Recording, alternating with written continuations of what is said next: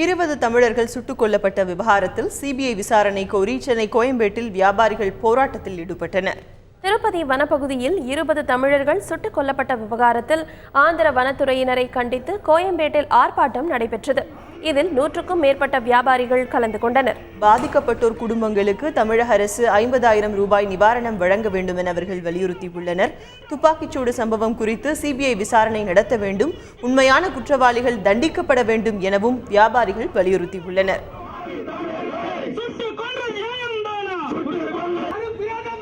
எங்களுக்கு குற்றவாளிகள் தான் தண்டிக்கப்பட வேண்டும்.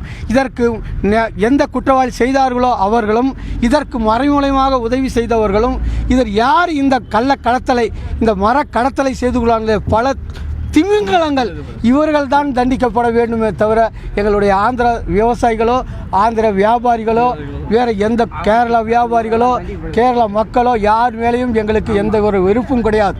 எங்களுக்கு குற்றம் செய்தவர்கள் மாத்திரம்தான் தண்டிக்கப்பட வேண்டும் என்பது கோயம்பேடு காய் கனி மலர் வியாபாரிகள் தொழிலாளர்கள் கோரிக்கை.